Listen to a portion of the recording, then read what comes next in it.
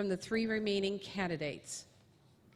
Please note that the El Dorado County Democratic Central Committee sponsorship of this forum, along with the El Dorado Progressives, is not an endorsement of these candidates.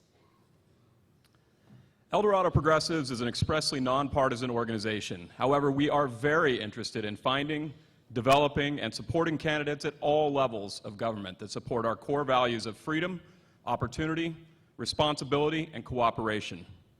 It's for that reason that we're collaborating with El Dorado County Democrats to bring you this forum tonight. We thank you for coming and welcome all viewers on the El Dorado Progressives YouTube channel and Channel 2 Sierra Community Access Television. And now the rules. All the candidates here on the stage have been given an advanced set of questions that were created by a joint committee of El Dorado County Democratic Party and El Dorado Progressives. Each candidate will have 3 minutes to introduce themselves and make key points to the audience. The moderators will ask each candidate the same question, and each one will have 2 minutes to respond. A timer is on the floor, and candidates should stop when the bright pink card is held high, as it is right now. 5 additional questions will be taken from you, the audience. Please fill out a postcard and submit your question to the volunteers walking around the room. We'll review and select the 5 questions that best addressed issues not in the original 8 questions, and that will illuminate who these candidates are and what they believe. At the end of the forum, each candidate will have 2 minutes for their closing statements. So it's time to get started. Roza Calderon is the first up for her opening statement.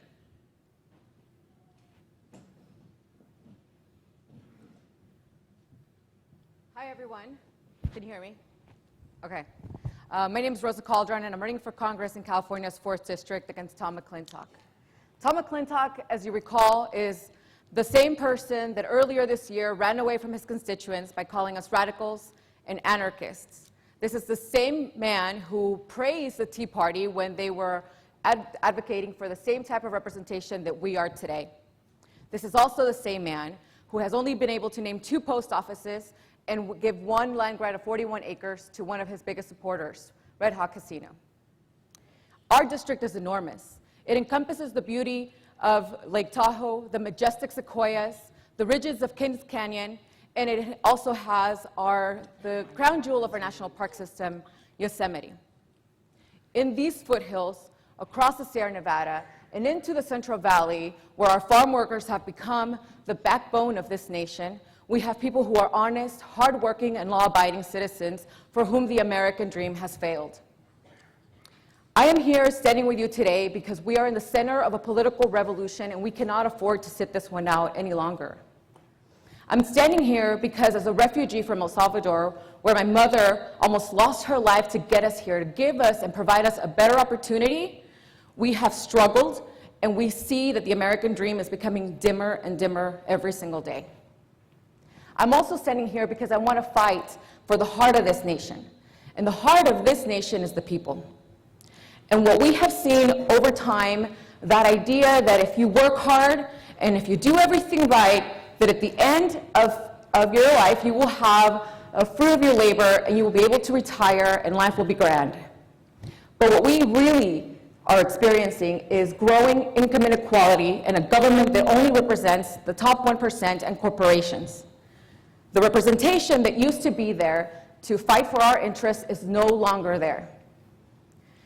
So I ask you today to join me in this fight, not just in the resistance, because we are no longer victims, but I ask you to join me in organizing. I ask you to join me in getting out and registering voters. I ask you to join me to help me run so that people can come out and vote and that we can actually win.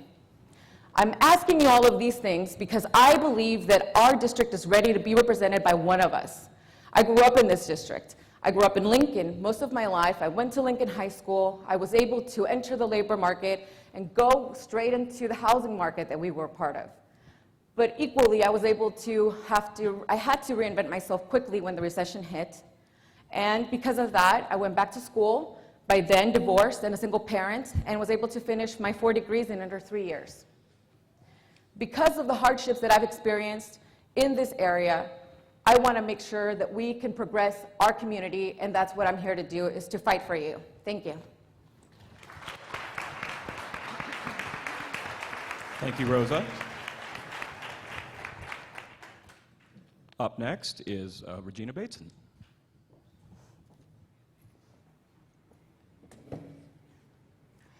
Thank you so much.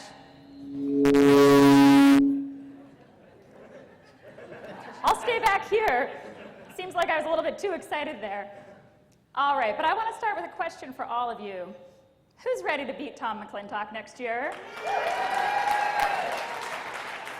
Now, you're a pretty feisty crowd, I can tell that already, but that wasn't good enough, because Tom McClintock, he lives all the way down Highway 50 in Elk Grove. It's really far. So let's try that again. Who's ready to beat Tom McClintock next year?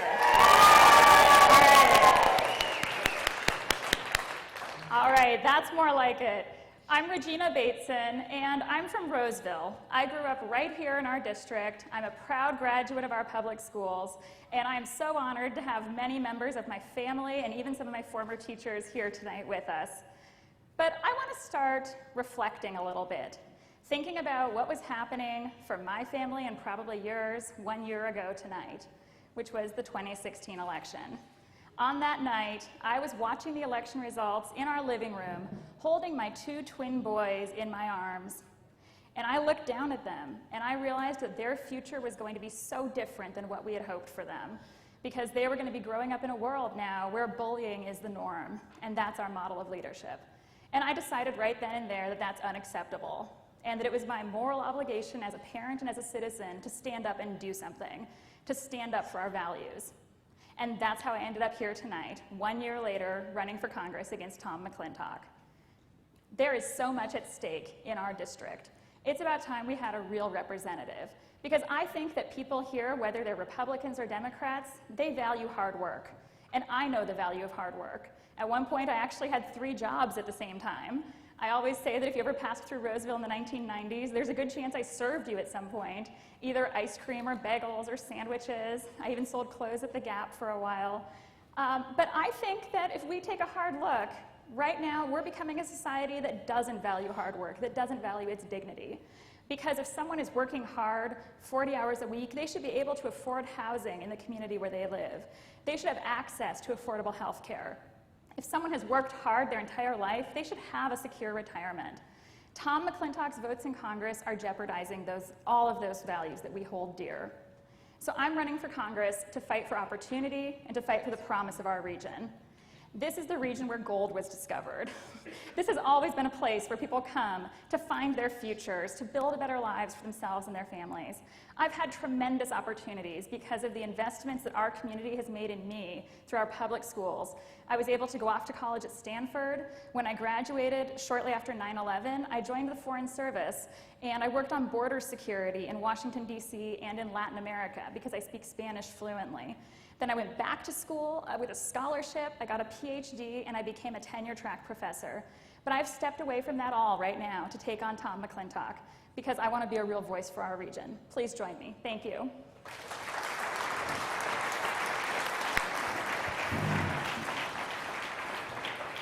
Jessica Morse will now present her opening statement.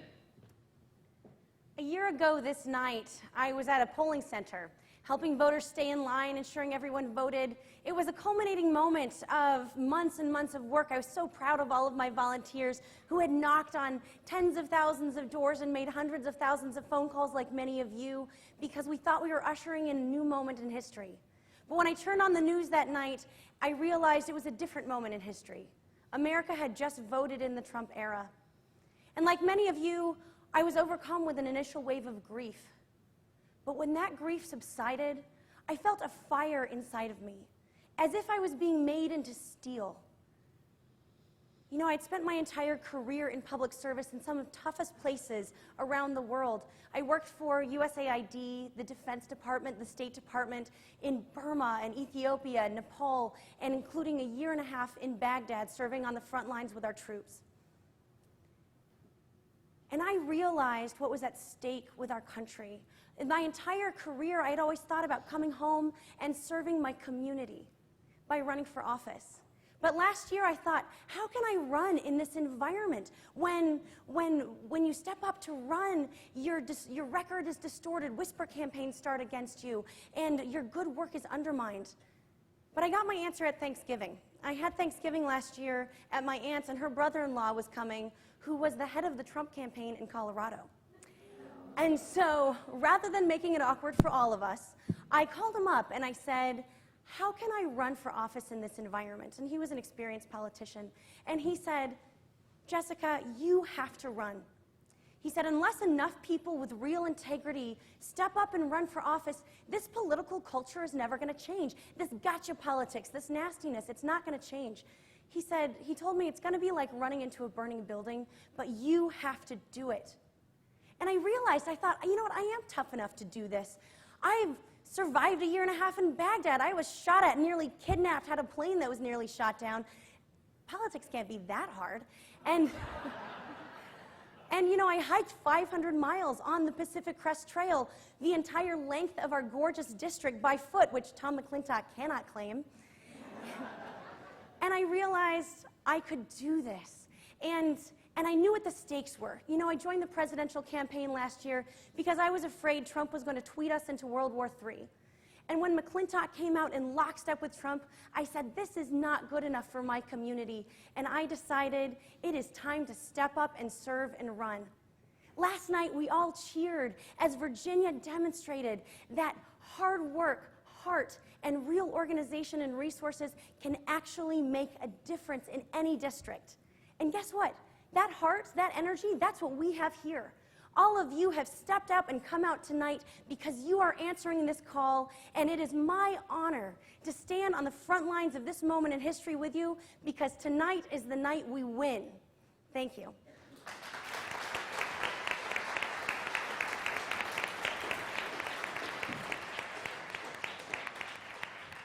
So we're going to move on to the 8 selected questions that was formed by the Joint Committee. And I'm going to ask everybody to hold their applause as each one of the candidates answers their questions in 2 minutes. The first question is for Roza, then Jessica and Regina. So Roza first, and I will read the question. For working families in CD4, there are 3 basic job issues: unemployment in certain parts of CD4, underemployment, and wage levels, wage inequality. What will you do to address these issues? Okay, so what we saw this year, in 2017, our district encompasses 10 counties. Every single one of these counties welcomed the new year with unemployment rates higher than the national average. 2 of our counties, Madera and Fresno, welcomed the new year with unemployment rates higher than 10%. That is atrocious. And this is one of those districts that we also share with Devin Nunes. So we definitely know that our representatives on the GOP are not doing much about job issues today. One announcement that the Trump administration made earlier this year in June was that there was 300,000 jobs vacant in the United States, and we had no labor market to actually fill those positions. Every single one of those jobs was within the tech industry. So we have to really start investing in retraining our employees and stop trying to pursue this idea that we will bring back jobs in coal, oil, and gas. Because we need to really start working towards new economies, training programs. As a concerned citizen in my area, one of the projects that I was working on and staffing for was the high-speed rail here in California. And one of the things that I realized was that women over 40 who were re-entering the labor market were being passed up for positions that they were extremely qualified for. But because they weren't savvy on either Office, Excel, or any type of programming or GIS software, they were passed up for these positions. So I started a volunteer group locally with a few engineers and a few retired business professionals in the area, and we started a group called Lab 40. Lab 40 is just a volunteer group, and what we do is we spend our time retraining women in tech programs, even programming and coding, actually, to go back into those markets. But that's exactly what we have to invest in, is schooling, training programs, vocational programs, and making sure that we are prepared for the future markets. And Jessica. We have an unemployment rate in our district of about 5%, but we have an underemployment rate in our entire state of about 12%. That's about 40,000 people who were discouraged and stopped looking for work in our district. Now, we need to be able to revitalize our economy. We need to be able to have our kids who graduate from high school here or college be able to actually stay and find jobs in the community that they love. But that's not happening right now. So how do we get there?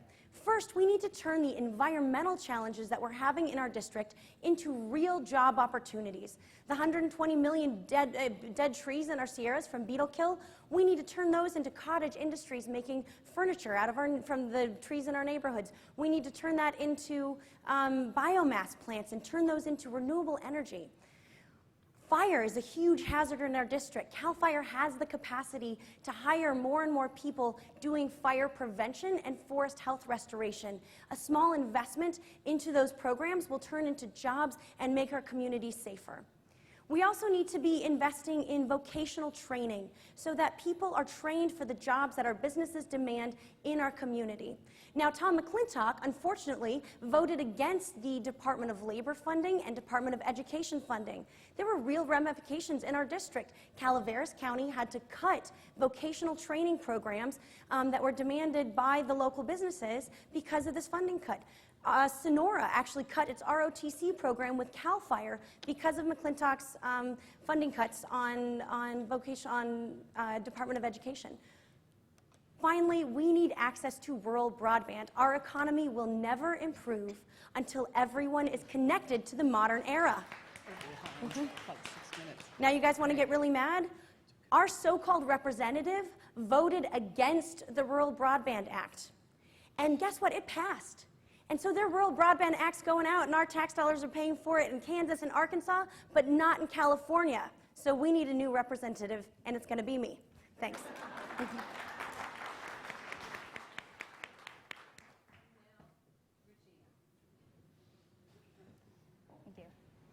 I remember I have to stay back here, else my microphone's not going to like it.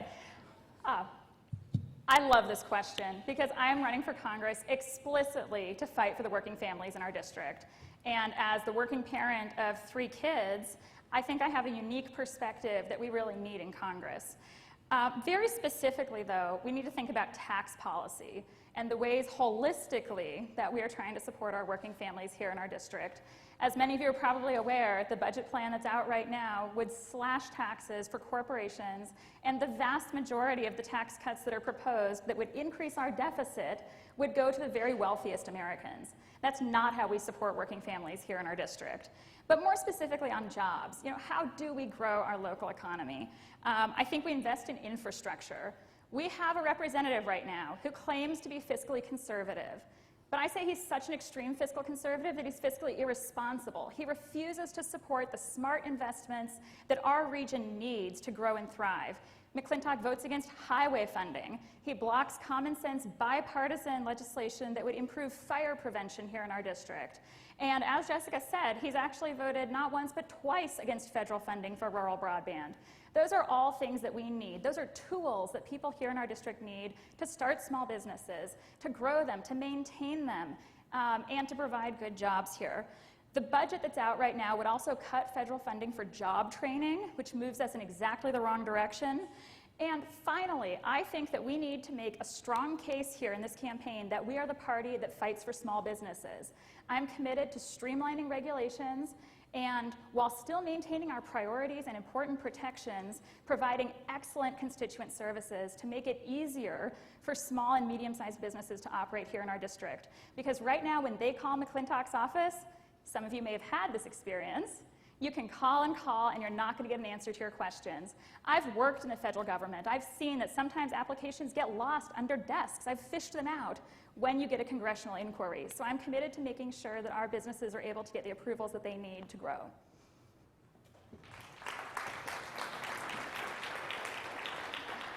Thank you. Our next question is in the area of healthcare, and It goes like this. Healthcare coverage and rising costs of insurance are a problem for the residents of the district, as well as impacting healthcare providers and employers. What are your plans and ideas to effectively address these issues? We'll start with Regina. Thank you. So healthcare is a very personal issue to me. I know how it can potentially upend a family's finances, no matter how careful you're planning.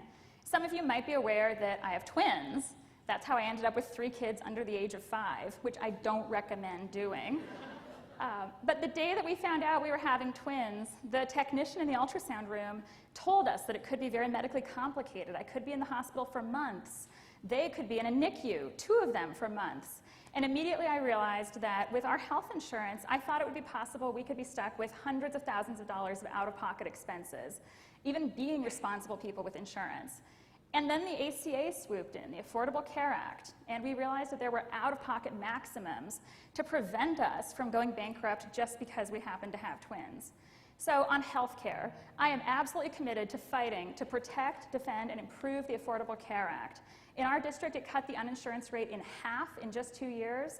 It's providing important funding to our rural public schools, and we've seen that anytime we turn away, even for a second, there are new threats coming to it. But we need to improve it, right? Premiums are rising. We need more support for small business owners and entrepreneurs. So specifically, here's what I would do. Legislate the cost-sharing reduction payments that are supposed to be coming to insurance companies. They need a guarantee that there's a stable marketplace out there. Then, work to reduce costs, focusing first on prescription drug costs.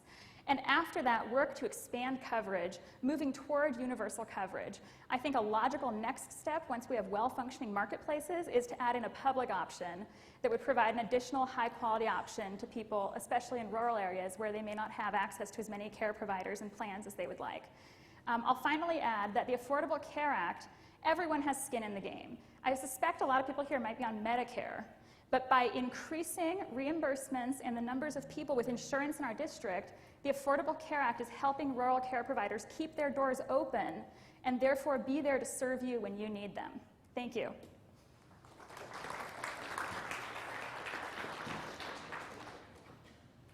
Next up is Roza. So as many of you may know, we are actually in an open enrollment period right now. And for many people, what they have seen is that their premiums have actually doubled in price. So the ACA, the Affordable Care Act, Obamacare, whichever name you want to give it, has been instrumental just in the way that we have been able to start talking about universal health care and how do we get there. The ACA was incredible in the way that it got people on the Medicaid expansion for those states that were able to participate in that program. When we saw the GOP try to dismantle and repeal the ACA, what we saw is Republicans, we saw people who have voted for Trump, who were pleading with their GOP congressmen or congresspeople to preserve the ACA because they would be losing coverage. In our district, we saw that McClintock didn't care about that, and he gambled with the idea that 70,000 constituents of his would lose coverage. But I don't think that the ACA does enough. Just simply giving people access to health care is not enough. What we need is affordable health care, and the only way that we will be able to accomplish that is by introducing a single-payer model.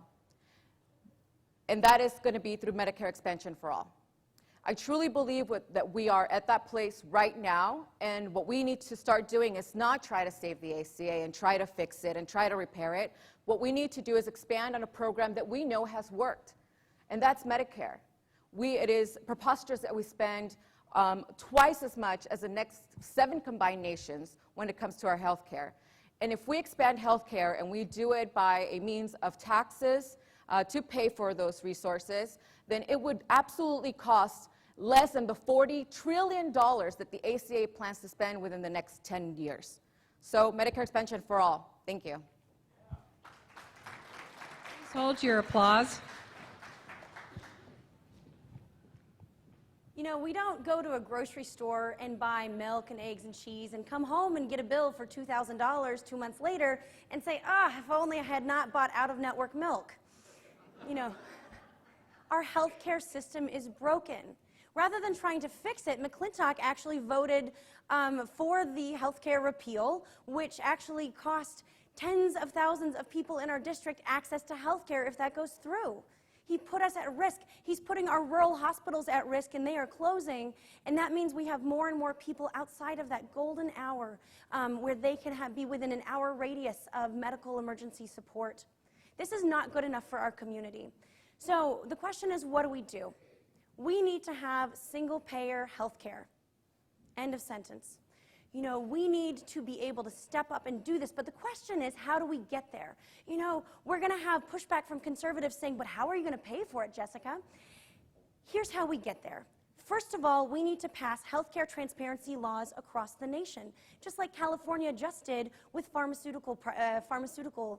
So we've passed a transparency law so that we can actually open up the books of pharmaceutical companies and hospitals and identify what specifically is driving up the prices of healthcare so that we can bring it down to the actual costs. Once we bring down the cost, then we'll be able to actually deliver healthcare across the country for everyone. We'll actually be able to pay for it without it risking our national debt. Canada calls it twice the service for half the price. That's what we need. We deserve a representative who is actively going to fight for creative solutions and understand the system so that we can change it at its core and move forward so that everyone in our community is healthy, strong, and can move forward and build a strong community for all of us. Thank you. You be the applause Nazi. Okay, we're on to question number 3, and the subject is water. Much of the water that originates in CD4 counties is sent to Southern California. How do you propose to get Southern California water districts to pay the costs of the infrastructure for the water that is provided to them? And we'll start with Jessica.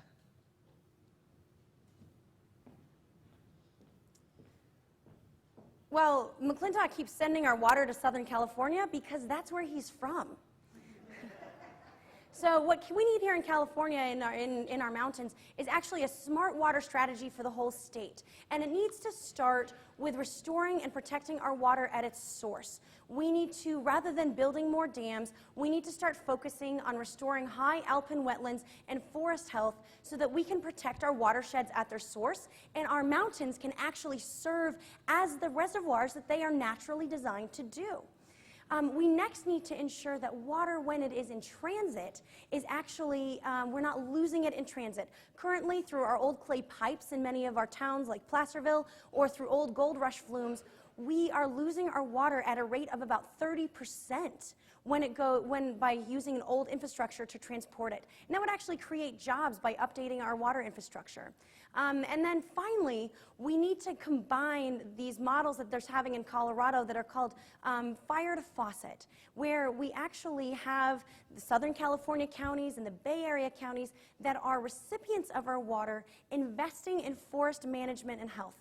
Because when we have a forest fire up in our watersheds, it evaporates the water and it also pollutes the water. And then down in those counties, they pay money to actually clean and improve the water. So having everyone investing in protecting the water at its source is the right solution to ensuring that we have a sustainable, long-term solution that improves water access for everyone in our country and conserves it at its source so that we can move forward as a state. Thank you. Please hold your applause until all candidates have responded. Thank you. And now Regina. Thanks. So I grew up in the shadow of the levees around Folsom Lake, and I actually went to Cavett, that's the junior high school that backs right up to the levee. We would go out there and do our running on the top of the levee for PE and try to dodge horses and rattlesnakes and things like that. So I understand that when we think water in this district, we often are imagining, as the question is, the big visible flows of water going to Southern California. But I would really reject the notion that this is a zero-sum game.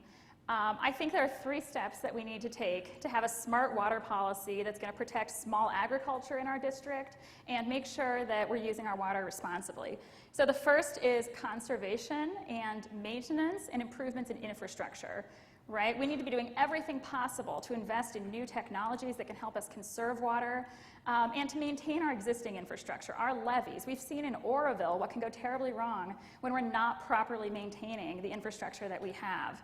The second thing we need to do is invest in forest health, because by actively restoring our forests, we can actually produce between, according to the Sierra Nevada Research Institute at UC Merced, between 9 and 16% more water that's going to go into our watershed.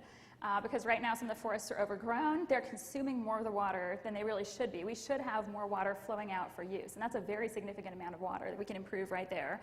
The last thing we need to do is actually take action to fight climate change. The National Climate Assessment that just came out found that climate change is causing decreases in soil moisture, especially here in the West. And they're forecasting that these decreases in soil moisture due to rising temperatures are actually going to be the predominant cause of droughts in the future, not a lack of precipitation. So it's a little bit of an abstract connection, but I'm absolutely convinced that in order to do the right thing for water policy here in California and here in our district, we have to take action now to fight climate change. And that's why I'm the only candidate here who's committed to join the Climate Solutions Caucus if elected. Thank you. Your applause. Well, this is actually a really good question because I'm a geoscientist, and this is what I do for work. We work on environmental impact reports. I own a very small environmental consulting firm, and water, as you know, is a big issue here in California. But I think the question was, how do we get the southern areas, the southern counties, to pay for infrastructure for water transport? Well, they already do. The way that it actually works is that water is transported by contracts. And every single district in those counties, the water district, actually pays for the infrastructure projects for that. So what I would do as your representative is just make sure that we, in our district, are able to maintain our water supply, where there's sufficient water, where there's clean water, and where any other county, even Southern California, is paying for their fair share. That is what I would do as your representative. What else we can do about what's happening now with the current infrastructure? At the federal level, we can propose grants so that these water districts can actually start working towards repairing the infrastructure in these areas. Outside of that, the only other thing that we can do to preserve our water and maintain clean water and work towards conservation projects is to do this thing called conjunctive use, where we actually store water during the really wet years, and it's available for use during dry years. Because that's really what got us where we are today, is that we were not prepared for the drought that we saw for this last decade. And that's what affected the trees in the national forests, the Sierra Nevada, the bark beetle infestation, the recurring fires. All of that could be prevented if we were working smart and ahead to preserve our water and have conservation efforts. Okay. Thank you. The next topic is one close to my heart as a sitting school board member here in Placerville, and the topic is education. And the question is, what are the educational issues in CD4, both in the K-12 schools and higher education, and how will you address those issues? And we'll start with Roza. When it comes to education, I get really passionate about this subject, so I'm going to try to stay still. But you know, one of the big things is I'm a single parent, and when I put my daughter in school, I believed that the educational program that she was in was the best that we could provide for her. And so I put her in a school in Lincoln, and we were newly married, and we didn't have too much money, so essentially, we were on the wrong side of the tracks. Not long after she was attending, we dropped her off at school, and there was a post saying that we could start applying to send her to another district because it was one of the lowest performing schools in the state. So as many parents who are duped into this idea that, you know, you can take your child to this brand new charter school who will be able to provide in every space where our public school system has failed. And that's what I did. Unfortunately, that was not the truth, because when it comes to independent charter schools, we see even more problems with bureaucracy, no oversight, and this enormous amount of money that is pulled from our public school systems to support charters. So halfway through the year, I chose to get creative and pull my daughter out and offer her the best education that I possibly could. So I ended up encroaching in the space of Granite Bay, where Regina grew up. So we ended up buying a mobile home, a trailer in Granite Bay, because that's what we could afford in an area where the average home price is $600,000. So why is it that it's okay that children's futures and opportunities are limited by the zip code that they live in? We need equity in schools, and Title I has not done enough, because there are reappropriations of funding that goes from school to school depending on what side of the tracks you live in. And that's exactly what we were facing. So I propose equity in every single school, not equality, because not every single school is going to have the resources that my daughter's school has, where I'm able to be a science mentor and go and teach kids who code, and they're working on their laptops and their iPads. We need to have those same resources for children in Oakhurst, where even rural broadband is scarce. Thank you. Please hold your applause until all candidates have spoken. Thank you. Next up is Jessica.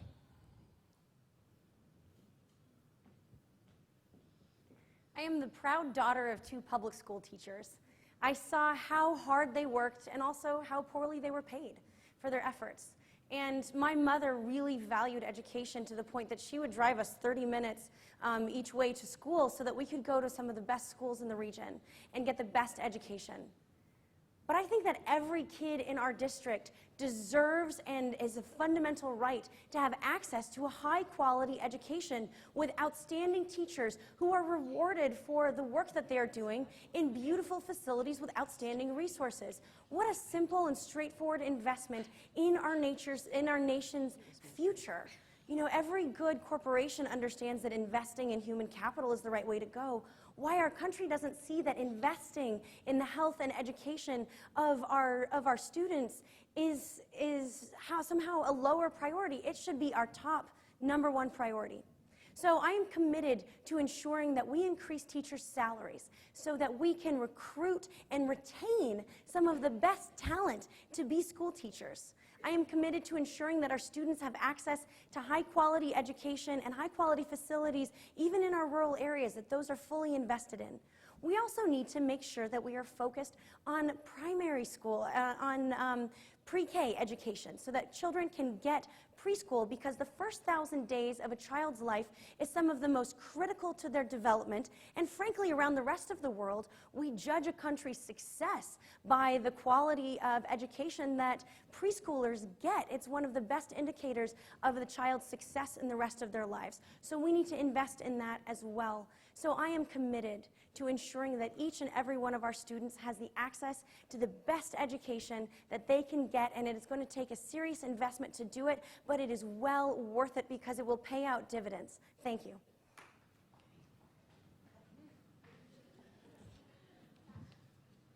Are we on to the next one? And Regina. All right, thank you. So candidates often stand up and say that they're here because of the public schools and the investments teachers made in them. I am literally standing here talking to you right now because one of my former teachers encouraged me to run for this office. So I want to take a minute and recognize Carl Grubaugh, who's in the back of the room. Can you wave? Thank you for saying that, Carl. Thank you for convincing me to do this. But very seriously, a lot of people look around at our public schools and they're frustrated. They're frustrated by the inequality. They're frustrated by the budgeting problems at the local level that have even driven some of our teachers to strike recently in Calaveras County. And they see the inequities that have been highlighted here. And I'm going to share sort of a dirty secret with you. Part of the blame lies at the state level. California currently ranks 41st in the country in per pupil funding to the school system. And that's unacceptable, especially in a state that includes such wealth in Silicon Valley, in Los Angeles, in San Francisco. It's also out of my direct control at the moment, given that I'm not running for state office. So what can we do at the federal level to offset those budgeting challenges and to do as much as possible to support our local schools and our teachers? First, I think that we should be, at the federal level, meeting our obligations to fund special education. The percentages of students in special education programs has gone up in our district. In some of our districts, it's as high as 17%, I was recently told in the Murphys area, for example. And the federal government is only meeting half its obligations for the funding it's supposed to be contributing to special education. This contributes to the budget shortfalls that cause a lot of the other problems and prevent those higher teacher salaries across the board, for example. So we need to be meeting our federal obligations to pay for special education. We also need to keep in place the Affordable Care Act, which has actually provided important funding to our rural public schools because they provide medical services there that get reimbursed through Medi-Cal. In the face of declining enrollments, that enables them to pay for their infrastructure and keep the lights on and the buildings heated. Thank you. Applaud now. Okay, we're into question number 5, and this is regarding local knowledge. Our current congressional representative doesn't reside in CD4, boo, and has repeatedly demonstrated that he doesn't understand the needs and issues confronting residents of our congressional district. What do you feel are the specific needs of our district, and how will you address them? And we will start with Regina. So when Tom McClintock first ran for this seat back in 2008, he stood on the steps of the Auburn courthouse and he promised that he was going to move to our district just as soon as he could. Well, he's not a man who keeps his word. This is a story of promises made and promises broken. He has never bothered to move to our district. He still lives in Elk Grove. He has no ties to the community he's allegedly serving, and this is truly an extraordinary situation. Don't ever let him tell you that it's very common for representatives to be representing an area where they haven't lived in the past and where they've not even bothered to move or be involved in the community. Even my 4-year-old managed to walk in 2 4th of July parades in our district this summer. Can you guess how many Tom McClintock came and did? 0, of course. But how does this matter, right? When I look at things, I'm really committed to fighting for what's most important, the practical, pragmatic needs of people here in our district. It doesn't matter if you're a Republican or a Democrat. People want good jobs. People want access to affordable health care, strong public education, and a clean, safe, healthy environment where we all have the freedom to go about our lives the way we want to. Those are issues that we're addressing elsewhere in the forum here tonight. So in terms of local knowledge and responsiveness, I wanted to highlight 2 things that have been brought to my attention in the campaign that aren't being mentioned elsewhere. And those are housing and veteran services. You know, housing, affordable housing, is a big problem when you can talk to a chamber of commerce one day and a fire chief the next day, and they both tell you their biggest problem is not being able to find housing for employees within an hour or an hour and a half of the communities that they're serving. Right now, we have a budget proposed that would cut important funding and support for housing in our communities. We're moving in the wrong direction, and so I think we need a representative who recognizes these needs and is actually going to fight to ensure that even though HUD is housing and urban development, we're actually better applying the programs that we're already paying for here in our suburban and rural areas. On veterans, we have more than 50,000 people in our district who are veterans. The current budget proposes to cut services to them and to cut their job training, and I think we owe them better. Okay, now Roza. So my family ended up moving up here when I was about 9 years old, and we've been living here since.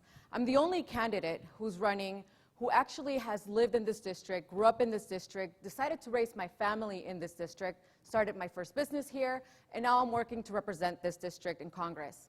Because it is extremely important that the person who represents and sits in this position knows the problems of this district because they were their own. The problems of this district have been mine. As I mentioned to you, once I got out of high school, the first thing that I did was join the working force right when the housing boom was happening. But as many people, I also had that false sense of security, and I truly believed that the housing boom would continue and continue. Well, then came 2008, and the housing market crashed. And just overnight, essentially, 1,000 employees within my company, which was one of the largest in California, started laying people off. At the end of the day, there was maybe 100 of us left, and it was really just to close down shop. The same issue can come if you talk about having to repair my life and rebuild it right after that. So what I chose to do was actually go back to school. I started working, I went back to school, and I started at the community level college. And I also know the hardships of students in this area when it comes to the cost of living and the cost of going to school, especially even community college, even with the governor's grant that we do have available in California. And then how hard it is to go into a 4-year after to finish your degrees. So, in fact, like many people in this area, we opt to go to a state school. Because once I received my offer letter from UC Davis, I realized that with my savings that I had accumulated while I was still working and going to school, I could afford 1 semester at UC Davis while I could afford an entire year at Humboldt State. So I opted for the cheapest, most affordable state school in California. And those are the tough choices that many of us have to make. So when we're talking about jobs, the economy, education, your children's education, where we're going next, I know the problems and I will find the solutions because these are my problems. And now Jessica. Well, unlike our Southern California representative, I actually live in the district. I live just up the highway in Pollock Pines. And I'm actually 5 generations from the foothills. My great-great-grandparents came over in covered wagons, and unlike the Donner Party, they made it. And they landed in Gold Run. And we still have that original homestead forest land today, a couple hundred acres, and my cousins live up there and selectively log and maintain it. I even pay property taxes on a gold mine that my great-great-grandfather won in a poker bet. So I grew up all over this community. We would spend our summers hiking and camping and fishing and hunting and backpacking, and I love our district. And my family actually spans the geographic and socioeconomic spectrum of the district. You know, we've got loggers and lawyers and school teachers and janitors and firefighters and police officers. And so when issues impact our district, they directly impact my family. And I'm tired of McClintock only representing his political party and not the needs of our community. And so I'm stepping up to run. And before I officially filed as a candidate, I wanted to make sure I would be an effective representative for our district and our specific needs, because that's what's been missing. So I did a listening tour for about 3 months this spring of our district. I hit all 10 counties. I met with our CAL FIRE chiefs and hospital boards, chambers of commerce, local mayors and county supervisors, and asked them, what are the issues that you're working on that needs real advocacy? Because I wanted to make sure I wasn't just going to spout party line or political epithets. I wanted to make sure that I was talking about real issues facing real people. And let me tell you, forest fire obviously is one of the biggest issues. And a forest fire does not ask if you are a Republican or a Democrat before it comes into your neighborhood. These are community challenges that we need community solutions to solve.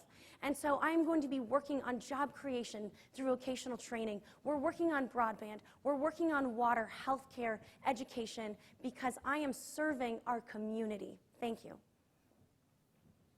Thank you. We're about to move on to question number 6, but before we do, I would ask our volunteers to start collecting postcards. If you've come up with questions that you would like to have brought forward to us to consider asking the candidates, raise your hand, and the volunteers will come around and gather those cards. We'll do it one more time before we move into that section.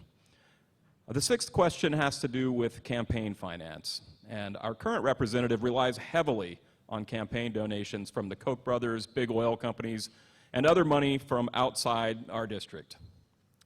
Where do you draw the line on taking campaign donations that are representative of the values of your candidacy and our district's constituency? And we'll start with Jessica.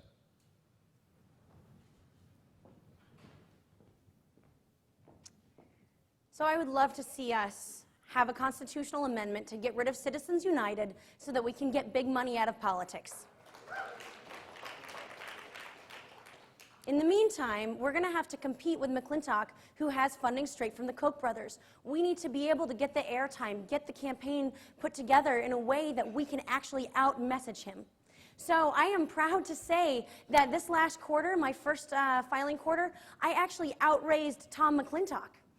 And we raised $268,000, which is more than any candidate in an entire election cycle has done. And this caused a small political earthquake and got our campaign on the map. We needed to get this. We were in the Washington Post and LA Times and Politico and these national newspapers. It caused national attention to say, oh, the 4th District is competitive. But here's what's exciting. That $268,000 came from over 1,000 individual contributions from people just like you, from here in Northern California. And those contributions came from across the political spectrum, from people saying, Jessica, we support you because you are breaking down this partisan gridlock and you are fighting for our community. We had over 100 Republicans donate to my campaign. You know, some of these guys were actually my dad's hunting and fishing buddies, and I said to them, I said, you got to support me. And they said, you're running as a Democrat, why would we do that? And I said, well, Tom McClintock's going to lower the river levels, and the salmon will die. And they said, they reached in their pocket, they pulled out $200 a pop, and they said, we're in. You know, and I've been grateful, you know, this is all also happening through house parties. You know, it is people that have never gotten involved in politics before. We had over 80 people come out to a house party I held in Sonora a couple days ago, and the hosts were an independent and a Republican who had never been involved in politics before and felt like we needed somebody to advocate for our community. So this is my commitment. We might get resources into our campaign to compete, but it's coming from folks like you, so please donate. Next up, we have Regina.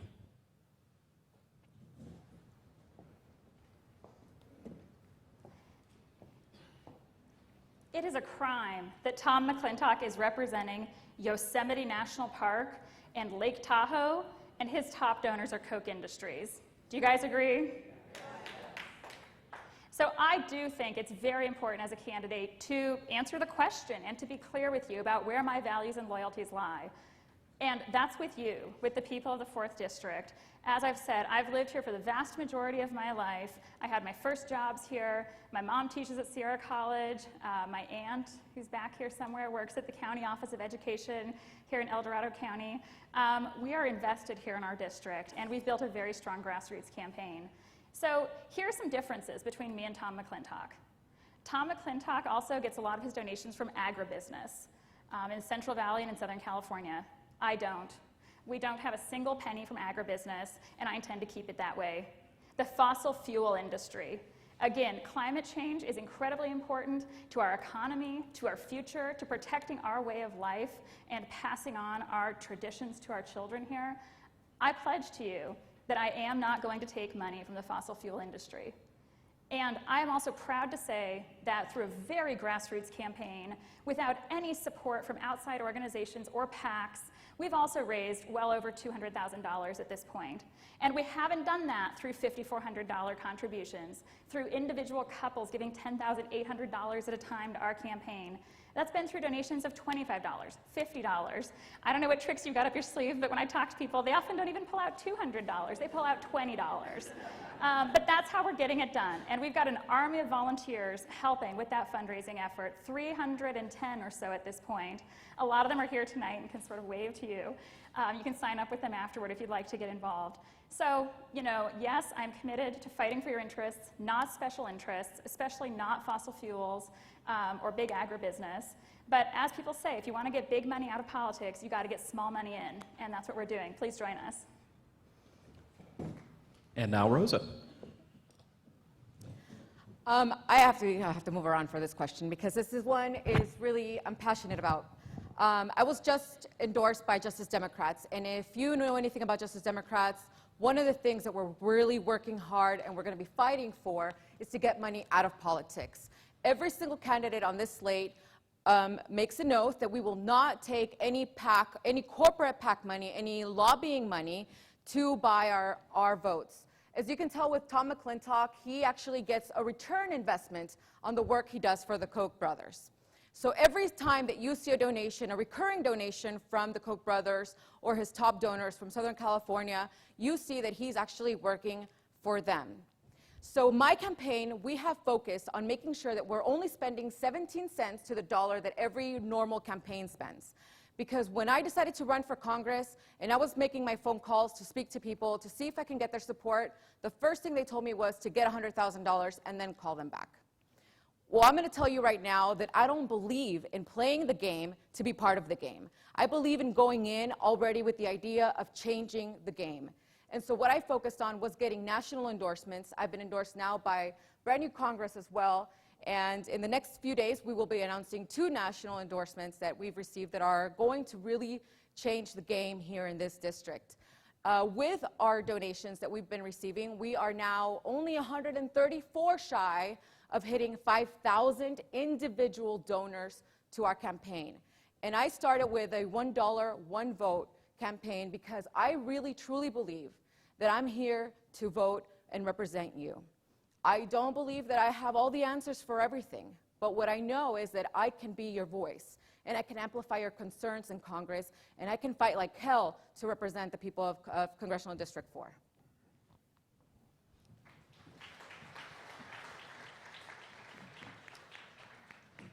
Okay, we have 2 more questions. The last one will be from our youth summit that we recently held, but I will be reading item number 7. This is regarding endorsement. It is a 2-part question, and it is directed to the candidates. If you don't receive the Democratic endorsement in January, February for Congressional District 4, will you support the endorsed candidate?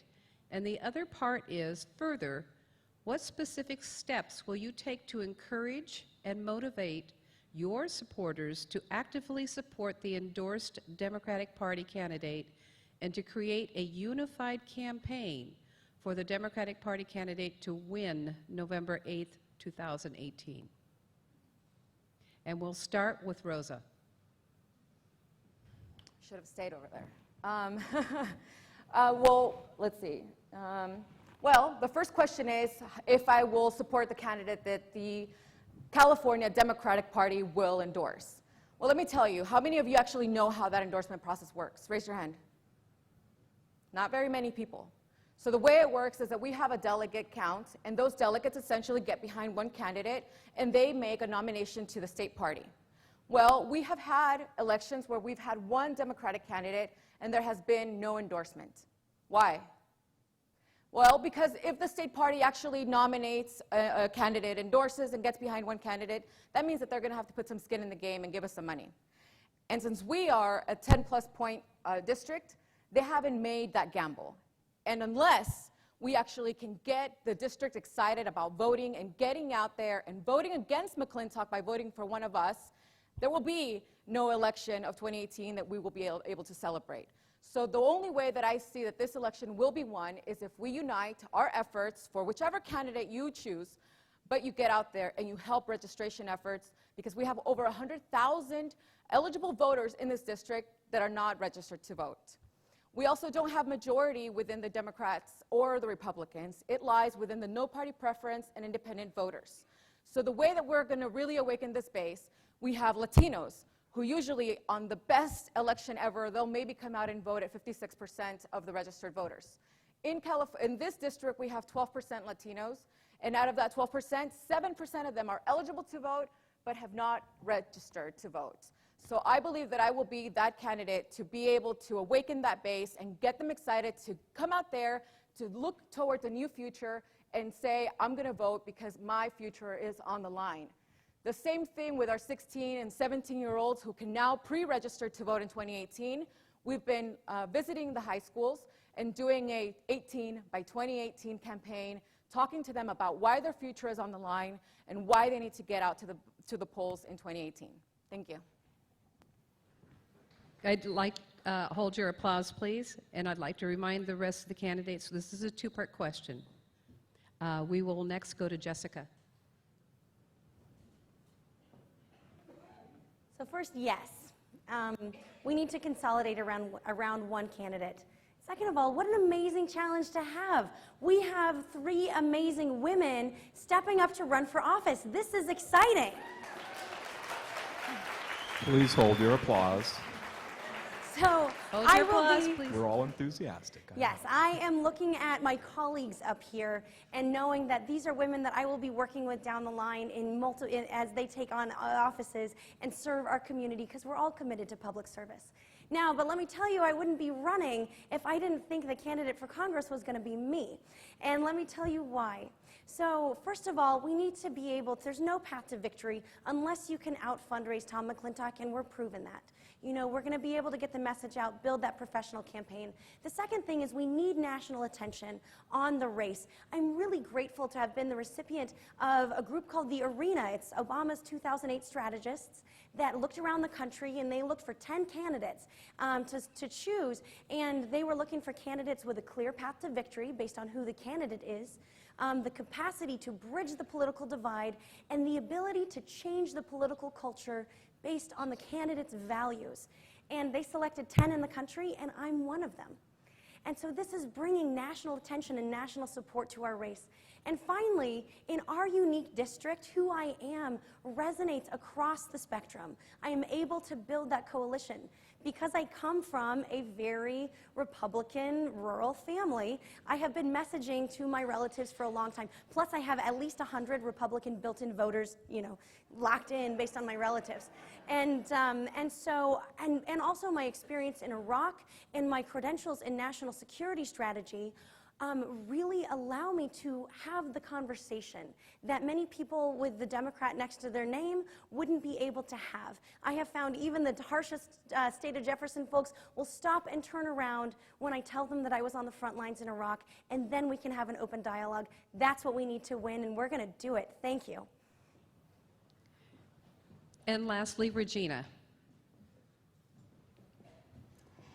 Yes, I will absolutely support whoever the endorsed candidate is in this race, and I would do everything in my power, thank you, to encourage my volunteers to do the same. And I mean, we're talking over 300 people at this point, so that's a large number of people, but I'll do my best, especially because we have groups like Sierra Forward and a lot of allied organizations working here in our district. I think very specifically there are ways to ensure that that happens and to ensure that we have a unified front.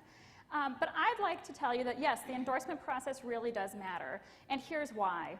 I think that the way we beat Tom McClintock in this district is to put one endorsed Democrat on the ballot in June. That June election is not a primary. It is the first round of the general election.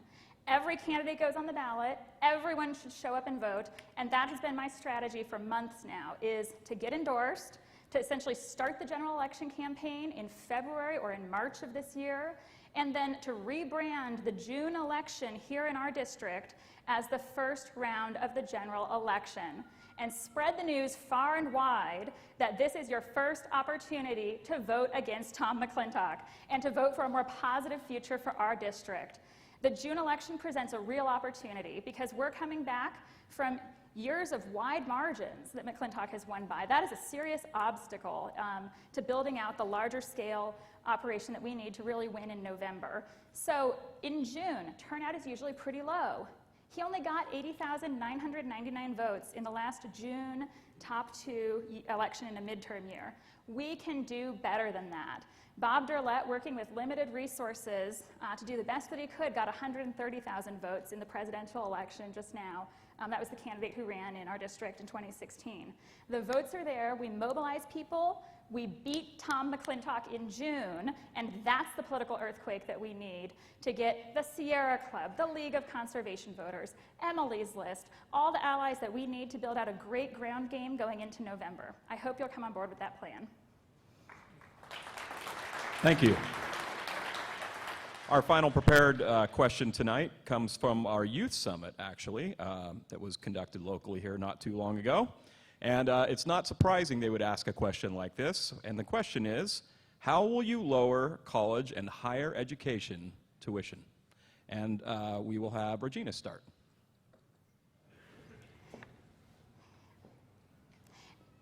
So after I graduated from college, I was in the Foreign Service for a few years. I was working for the State Department on border security in Washington, D.C. and in Latin America. And then I went back to school, and I actually was able to do a PhD with a scholarship.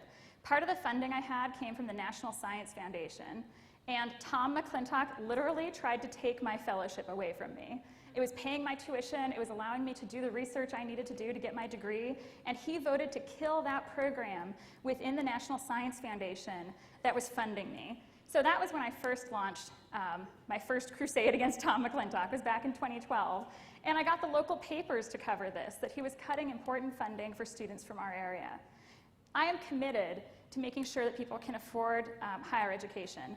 And this really matters here in our district. I mean, more generally, I think that Pell Grants are incredibly important. They're on the chopping block right now. McClintock recently voted to freeze their value over time, which would mean you'd get less college for your Pell Grant as the years go on. But in our district, there are some really unique needs. We've got a lot of community colleges here. We've got people who go back to school part-time and need some new job training, maybe aren't in a degree program, but need to get some new skills.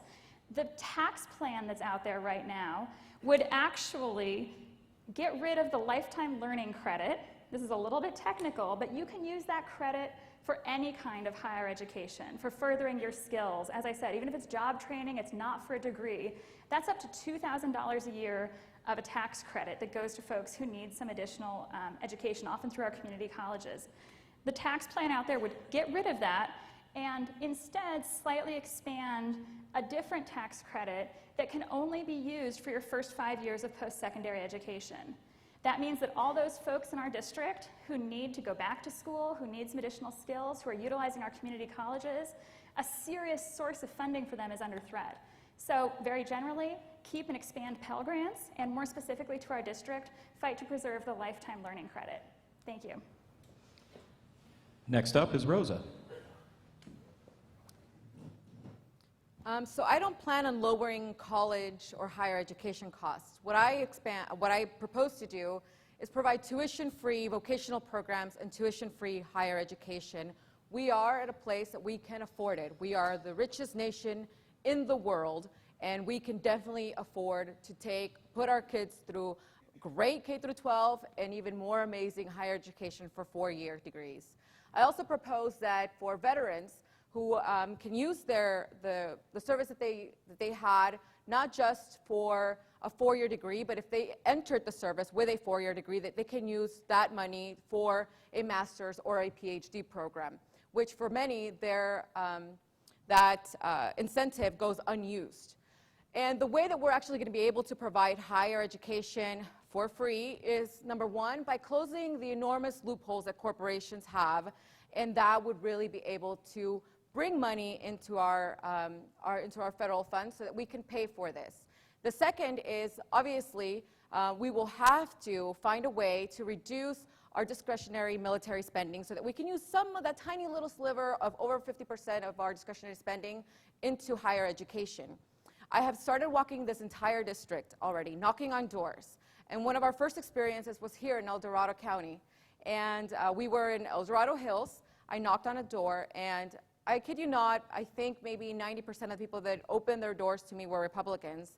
And I have a secret for you. There are Republicans here amongst us because those are some of my supporters. We talked about education. We have a group locally who has just done a survey, and the #1 issue that they found in this district was education. And as I was knocking on all these doors, that was repeated to me over and over and over again, even by people who proposed that we close up our borders with the wall. I said, okay, let's do it. How do we maintain our #1 status globally? It's through education. We have to maintain our innovative ideas. We have to have that presence of great proposed ideas, and that only can happen with education. So free education for all. And finally, we will have Jessica. About 20 years ago, 80% of the businesses in the U.S. had started with using their home mortgages as collateral to start the business and get the loan. Today, that doesn't happen as much because our students are graduating from college, and we all complain, why are millennials living at home? They are living at home because they are paying the equivalent of a home mortgage in student debt. Our student debt problem is actually a huge drag and weight on the financial future of the U.S. economy, and it is dragging us backwards. We need to start thinking long-term and strategically about this. First, every student that graduates from our high schools should be able to go to community college or state school for free. Second, if students want to go to a private university, we should have a model that looks similar to the GI Bill, where we allow them to do several years of service in an area that our country needs them. It could be anything from AmeriCorps to Conservation Corps, working in a rural hospital, working in legal aid. There are many different areas they could work to get grants that would then allow them to pay for their schooling in reward for the service that they are providing to our country that is much needed. Having a foundation in higher education improves the economic health of our entire country in the long run. So we need to start making a smart forward investment in higher education for everyone and ensure that access is available so that our economy and our country can grow. Thank you. Well, that concludes our pre-planned questions. Let's take a moment to give all three candidates a big round of applause.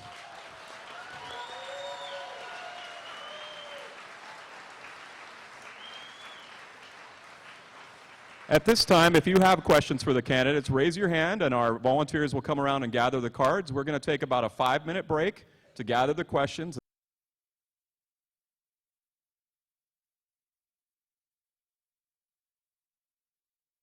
Thank you.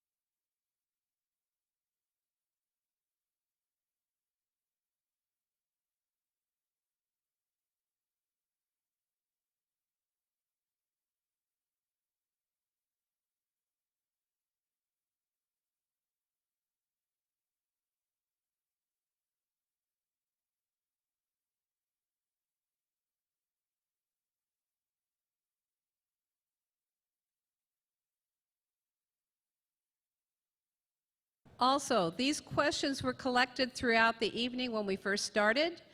Some people feel that they were not, did not have the ability to participate. Your cards have been read. We are only taking 5 questions. Everybody has lots of questions, so I would suggest that you contact each one of these candidates and ask them directly. Thank you. Yeah, we tried to focus on questions just from a methodology standpoint, so you understand how we took the questions. We tried to focus on questions that addressed things that had not been raised in the original 8, either in their answers or in the questions that we asked, and also tried to get questions that addressed the specific audience tonight, which, as we've said before, there's a joint audience of both El Dorado Progressives and El Dorado County Democrats. And so with that, away we go. Okay, the candidates will have 2 minutes to answer these questions, and I will start from left to right. I will start with Jessica first. What are you going to do to protect a woman's right to choose? How will you present Republicans' efforts to defend Planned Parenthood and deny women the right to control their own bodies?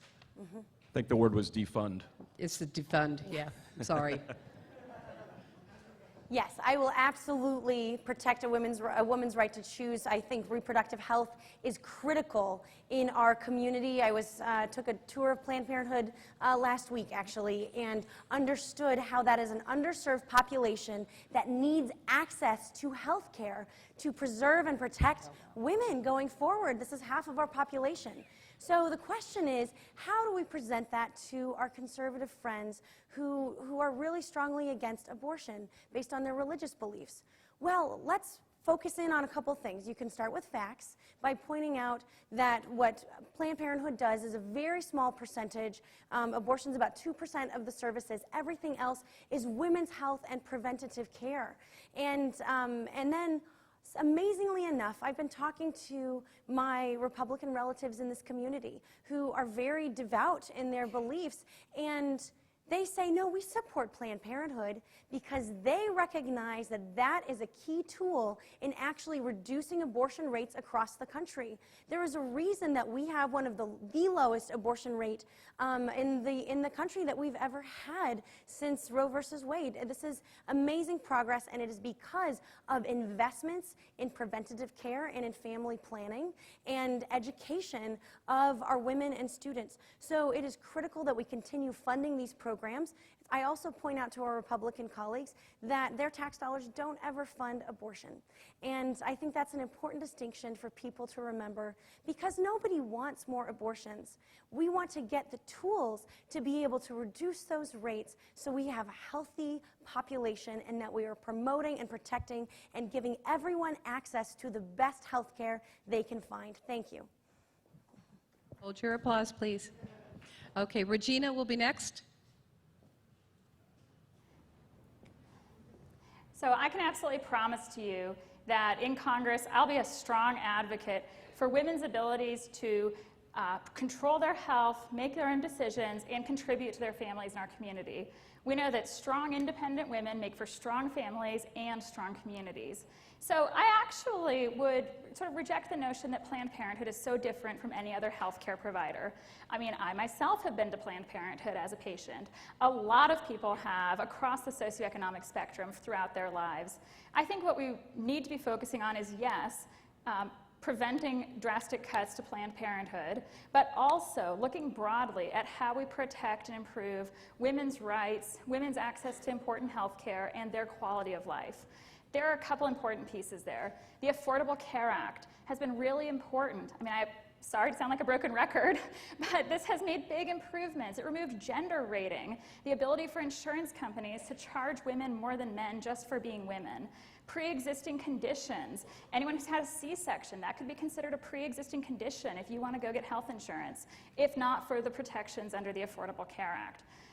We need to ensure that women can access contraception regardless of who their employer is, what that employer's religious beliefs might be.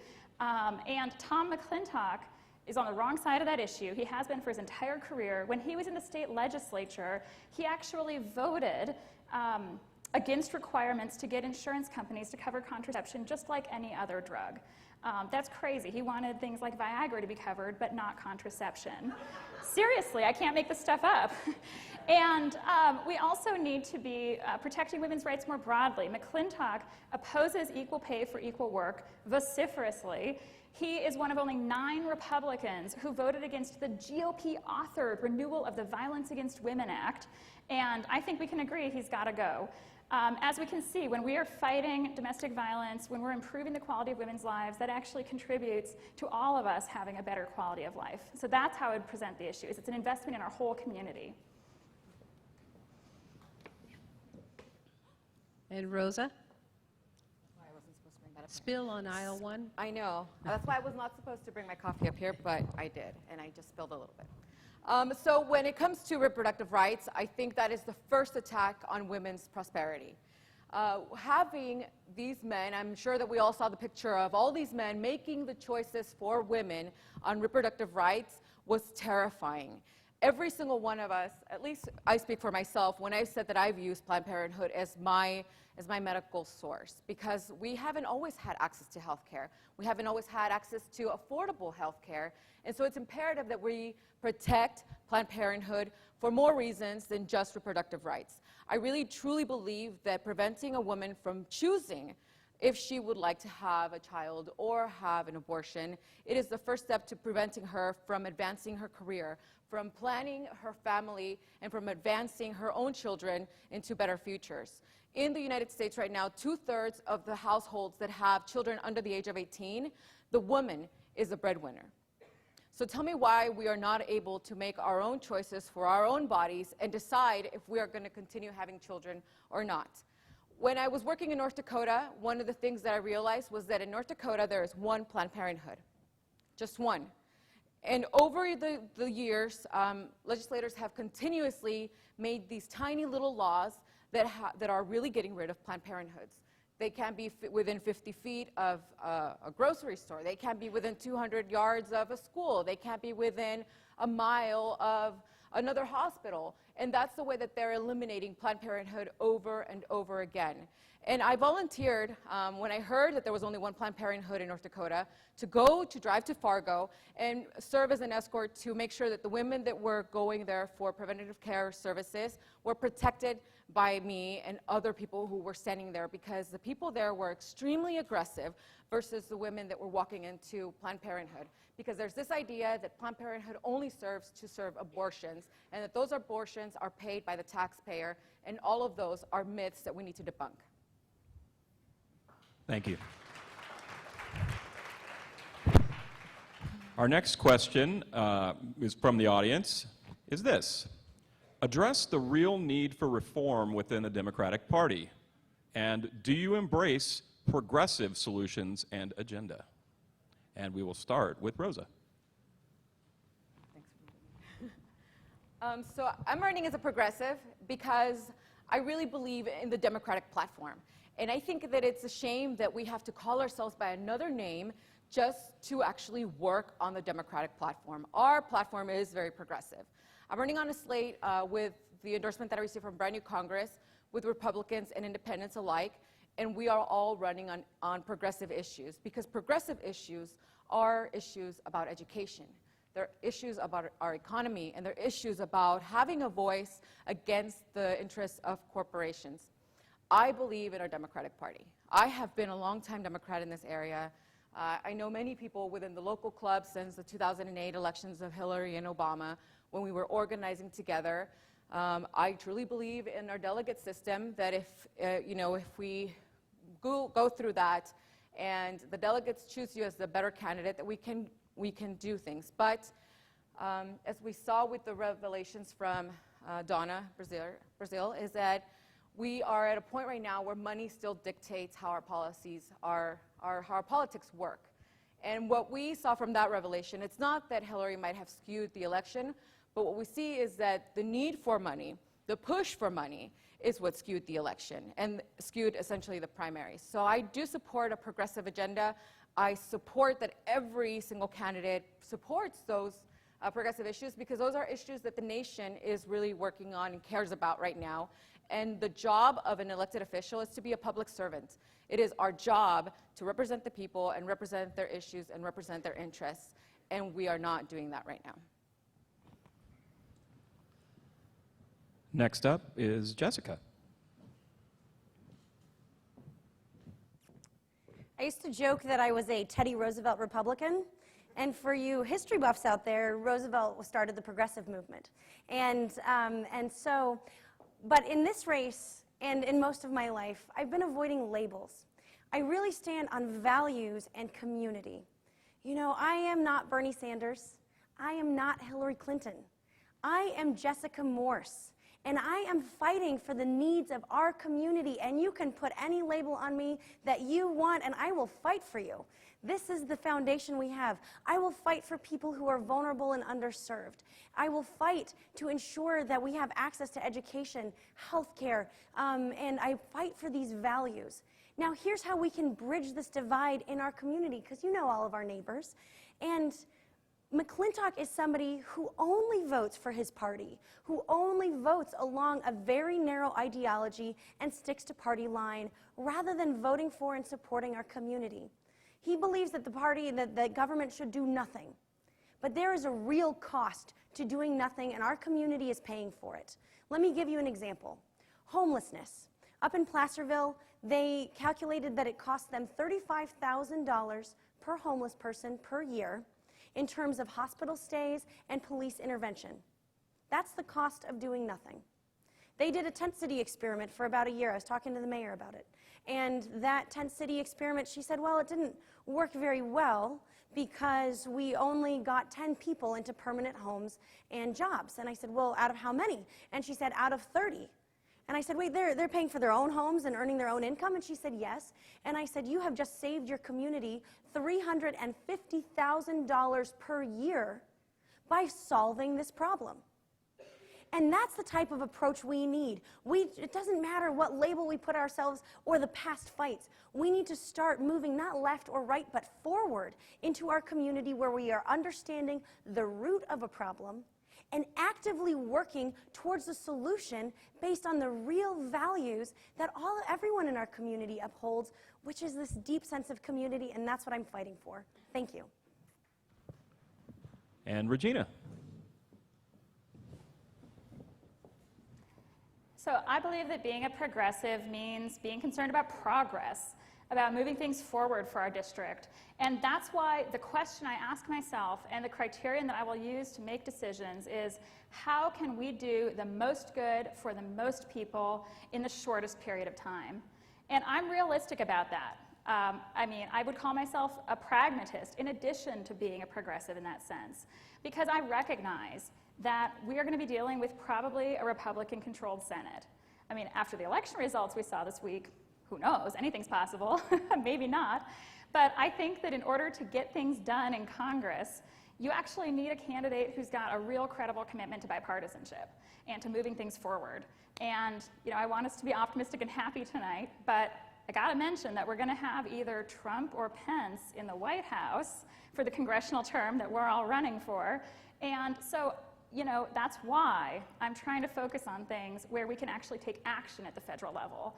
For example, protecting all the important gains for people here in our district around the Affordable Care Act, finding other areas of consensus. And I've made credible commitments that I am actually committed to bipartisanship and to really representing this district. That's why I've pledged to join the Problem Solvers Caucus, which is a new caucus in Congress dedicated to action. It's 50% Republicans, 50% Democrats, and they're trying to do exactly what I am, identify those areas where we can move forward and make real changes in people's lives. I'd also like to say that I can bring a unique set of skills to this race and to appealing to people here in our district. I've got high-level experience. I've served in the State Department as a Foreign Service officer. I have sat down and had meetings with government ministers in other countries in my research and in my time in the State Department. And I've been an academic. I've given lectures in the top universities around the world and have been really successful in my career, but have stepped away from that. But at the same time, so I have the skills to bring to the table, but at the same time, I'm not a party insider. My campaign is not being run by Obama campaign operatives or other people from the National Party. It's being run by you, and I'm really grateful for you. Thank you.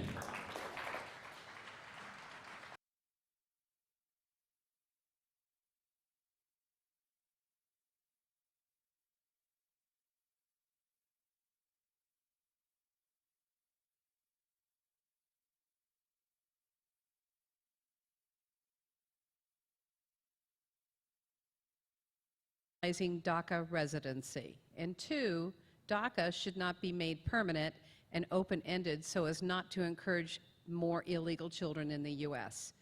Please comment on your position with regard to those statements. And we'll start with Regina. So if elected, I would actually be the only person in Congress with real experience in our immigration system. When I was in the State Department, I issued and denied thousands of visas, and I also led the fraud prevention unit at the U.S. Embassy in Guatemala City. When I came back, and when I've been back in the U.S., I've also worked as a Spanish-English interpreter for more than a decade, part-time. And my husband is even an immigrant. We did the naturalization process with him because he's from Canada. So I've seen all sides of our immigration system, and I bring a unique perspective to this. And I'm someone who could actually get things done and take action on this issue in Congress.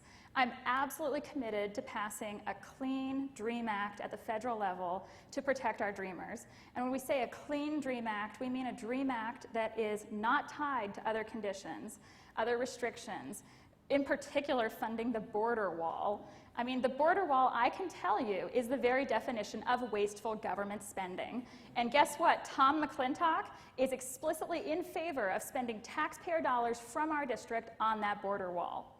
More broadly, I'm also committed to bipartisan immigration reform. I would like to see a path to citizenship for people who are here, who can pass background checks, and who are willing to pay fees to move forward in that program. But I also understand that any grand deal is going to require some increase in enforcement. And that's why I always say, you want to talk enforcement? Great. I have actually worked in immigration enforcement, but let's do that in a way that's just and fair and actually good for our economy.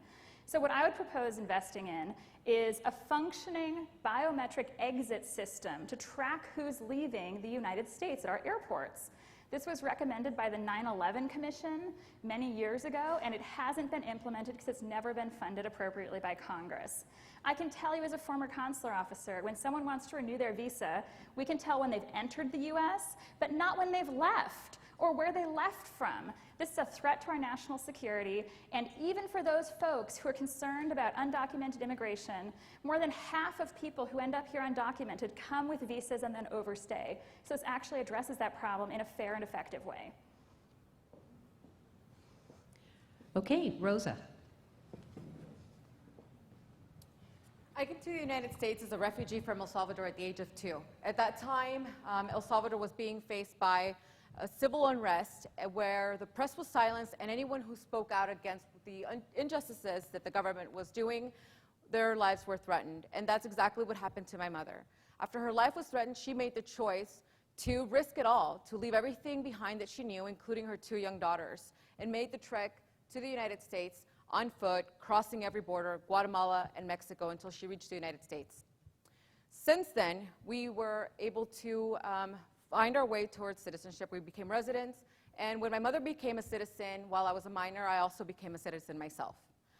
But we were the lucky ones, because at the time, the legislation in place favored people who were leaving those countries who had actually worked, who had actually worked for the military, and they were given priority to come to the U.S. But that wasn't the same story that applied to the rest of my family. So while the entire country was in peril, they also had to migrate here illegally, crossing every border on foot, but not every single one of them was able to get political asylum.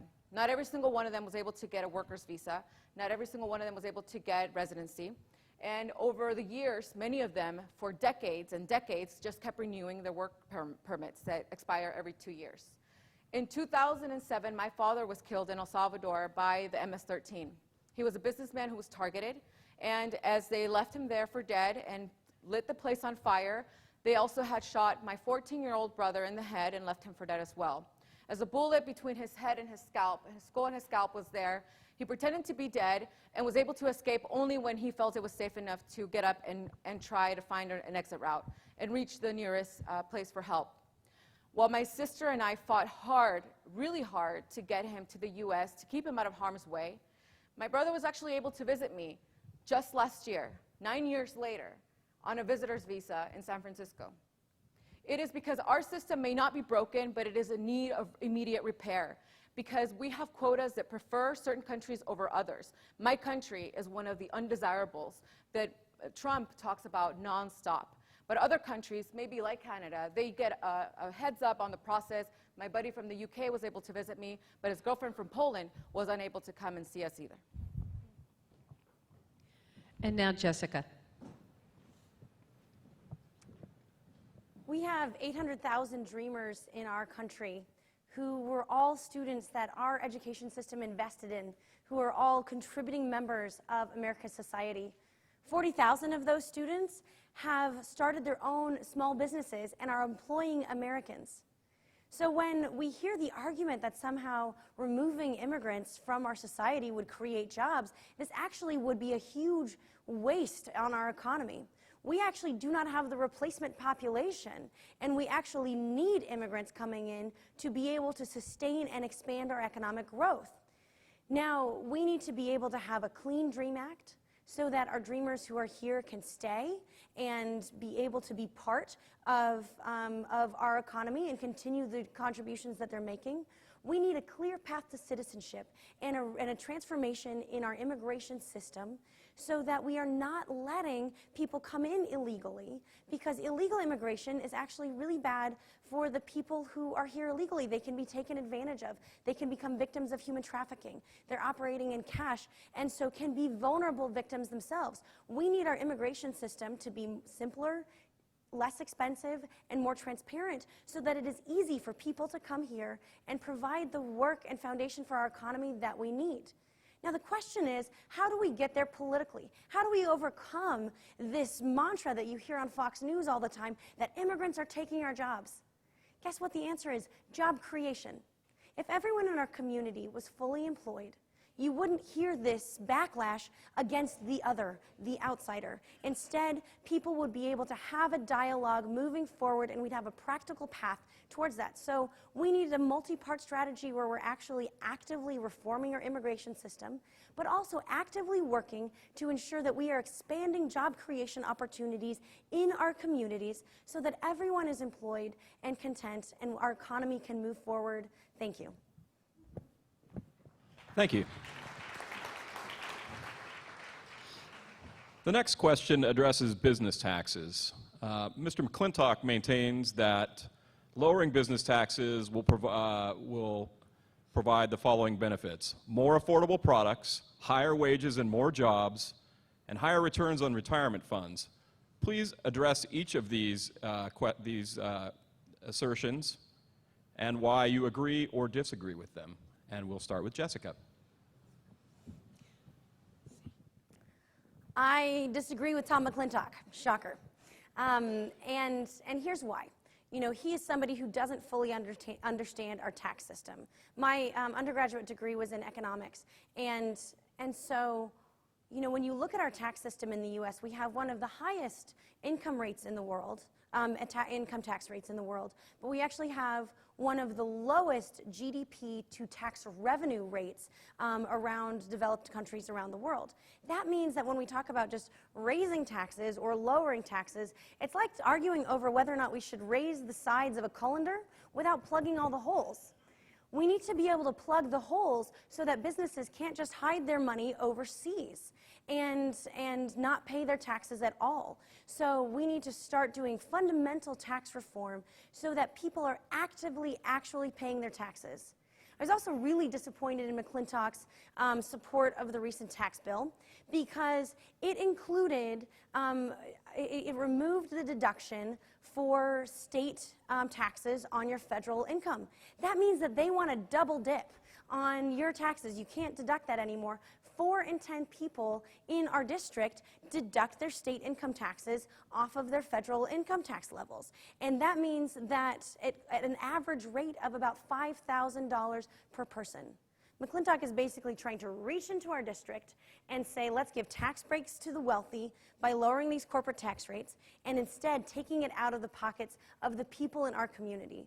We need a really smart, intelligent reform of our entire tax system so that people are paying their fair share and that the revenues from our taxes are actively going towards real use. So I am here to stand up and say I'm not going to hold party line on taxes. We're not going to listen to McClintock's rubbish anymore. We're going to have smart tax strategy going forward so that your hard-earned tax dollars are actively working. Thank you.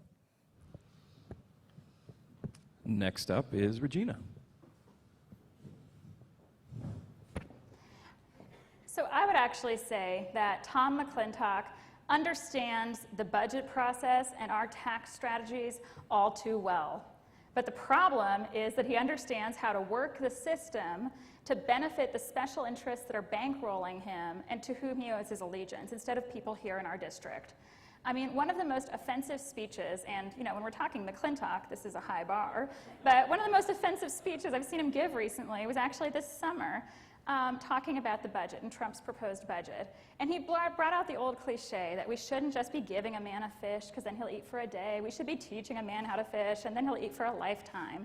Well, guess what? In that same budget he was talking about, they were proposing cuts to job training, cuts to really important investments in our communities, cuts to community development block grants that then provide a lot of the funding for important organizations that help to grow strong communities and a strong local economy. You know, he votes against nearly every bit of infrastructure investment in our district that actually would benefit businesses here.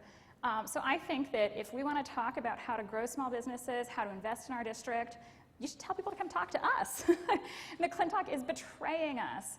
And the latest tax bill that's out there is another illustration of that. Absolutely. So what are the core goals that seem to be underlying this question? I think a good quality of life and the ability to afford a secure lifestyle is really important, and that's something that I'm fighting for. In particular, retirement. We have a lot of retirees in our district, and we honor their hard work by ensuring that they can have the secure retirement they've earned. McClintock jeopardizes that. He co-sponsored the Financial Choice Act that would have removed the requirement that retirement investment advisors act in the best interests of their clients. I mean, seriously? Again, he's fighting for someone, and it's not us. And finally, Roza. So I support tax cuts. I really do. But I support them for the hardworking people of the U.S. And what we see right now is this reverse Robin Hood that's happening.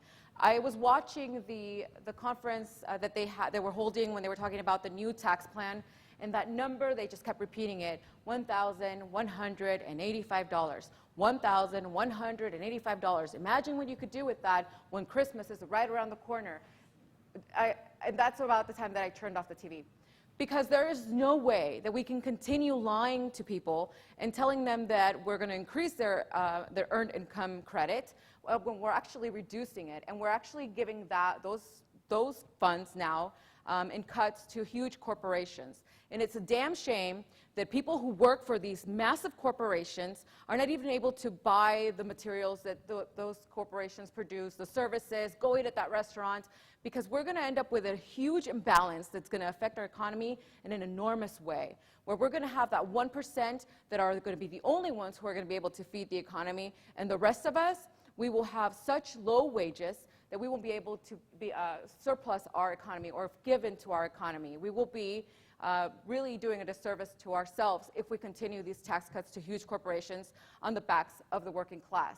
So what I propose is I want to strengthen unions so that we can have support our brothers and sisters to collective bargaining, so that we can have a fair and just wage, so that we can actually demand that these corporations give us a piece of the pie. If we're making them billions upon billions upon billions, as Trump likes to say, then we deserve a living wage. And so I support tax cuts for the working class, for small businesses, and every corporation over 200 employees needs to pay their fair share.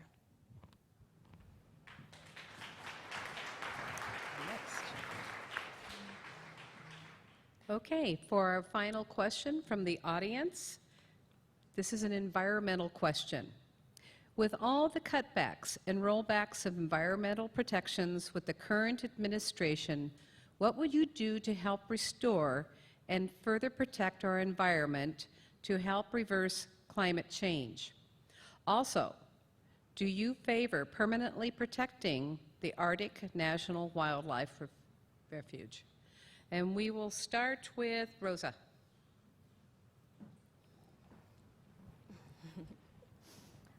So as a scientist and one that works in natural sciences, this is something that we're actually combating right now. Right now is one of the times that we are creating the new forest management plans at the federal level. And usually creating these plans takes about 5 to 7 years, depending on how big the project truly is. But they've only allowed us to get funding for the next 2 years, hoping that we run out of time and we won't be able to create new management plans, and then they'll call us failures at the Forest Service, at Forest Management, at BLM, at the EPA. So all the budgets right now are being slashed, and everyone who works in these industries, in these agencies, is a devout believer in climate change, and we are believers that we should be preserving our planet because there is no planet B. In fact, because of the way our education system works, we don't have a NASA program that can take us to Mars and have us live there. So we have to invest in our environmental programs right now. We used to be a leader, but now we have that role being taken over by Xi Jinping in China. And that's something that really puts us and sets us back as a player within the world stage, as a leader on policy and environment and in industry. So overall, I think I was listening to one of the podcasts when a woman was talking about our government will never act until they see that the impacts of climate change are too costly for them to keep ignoring it. And unfortunately, that's probably what we're going to have to end up seeing unless we get a brand new Congress into Washington right now who will fight for those protections, who will prevent those rollbacks, who will stop Scott Pruitt from ruining our environment, and who will actually believe in environmental protections instead of dismantling everything that has been set in place. Next, Jessica. Tom McClintock spends a lot of time denying climate change. Here in our district, you don't even need to argue about whether or not it's real. We have bark beetle kill, we have our wells going dry, we have fire. We are living the actual results of it. Now, but I want to give you a different thought on this. When McClintock says that climate change isn't real and cuts funding to climate change research at the Department of Energy and renewable energy funding, what he's actually doing is cutting funding towards life-saving resources for our troops. When I was in Iraq, I was out on the front lines and discovered that the U.S. pays nearly $600 a gallon to get fuel out to the front lines of war zones. When our tanker trucks were hit, we were stranded out in 132-degree weather, and our bases suddenly became little ovens where everyone was getting heat stroke, and our troops still had to go out on the front lines and serve when they're not at their sharpest. We had over 3,000 American casualties at the height of the war in Iraq, transporting fuel alone. The military has made it a top priority to start funding research in renewable energy and scalable renewable energy that you can take out to the front lines. I was working on this when I was the advisor to the 4-star admiral at Pacific Command. We were using all of this renewable energy technology to forward America's interests and to protect our troops. But guess where the military was actually buying these companies that they were scaling and investing in? These companies started with grants from the Department of Energy, which the Trump budget, the climate change division at the Department of Energy, which the Trump budget recently cut and McClintock cheered on. So you don't have to talk about whether or not climate change is real to all of your friends to get them on board with this idea. You talk about how we need to invest in renewable energy and climate solutions to be able to save and protect our troops. And that's a top priority. Thank you. Okay, and the final one is Regina. So when Tom McClintock denies the reality of climate change and votes against investments in renewable energy, which he's done to the tune of $1 billion, he's not just voting to endanger our troops. He is voting against the interests and values of our district. He is voting to endanger our own local economy here. I mean, we get millions of visitors per year to our district precisely because of our ski industry, our amazing forests, our beautiful rivers, our great natural spaces. So many of our small businesses depend on those visitors. Furthermore, if you drive around our district, I am constantly impressed, whether I'm out at an organic farm in Cathy's Valley or even here in some of the shopping centers where there are businesses, practically everybody has got solar panels out because it makes economic sense. This is the future we need to be investing in. And you might be surprised that people in our district already agree. This is not a partisan issue. In our district, 69% of adults understand that climate change is real. 68% of them say that it's a threat to future generations. 81% support federal funding for research into renewable energy. So the real question is, why are they being represented by somebody who completely disagrees with them? I'm committed to changing that, to actually fighting for our local economy and conserving our great outdoors. I've committed to join the Climate Solutions Caucus, and very specifically, I would propose supporting, I do support James Baker's plan to fight climate change. He's a Republican, and yet he's got a plan that I think we can get some traction on in Congress. This would include a carbon tax, carbon dividends that independent, nonpartisan analysis think would bring about $2,000 a year to the average family. Try talking about that to your neighbors and they'll be happy. And then rebates and fees to compensate companies who are importing and exporting from countries that don't have similar measures in place. I do disagree with the last point in his plan, which would have repealed the Clean Power Plan, but that's already under threat. So things are changing rapidly. Thank you. All right, let's give a round of applause for the great audience questions. Thank you all for putting those forward. I think we really got some great answers as well. Before we move to the closing statements, I'd like to remind you that the green forms that you have out there in the audience, please fill those out and leave them here before you go. Those will be tabulated and shared with the candidates after the forum. And also to our viewing audience on YouTube, there will be a link to an online version of that survey at the end of the candidates forum. It's not, if the link is on there now, it's not actually functioning, but after the forum is over, if you're watching online, you'll have a chance to fill out the same feedback. At this time, we're going to give the candidates 2 minutes each to present their closing statements. Jessica will go first, followed by Regina, and then Roza will close out the evening.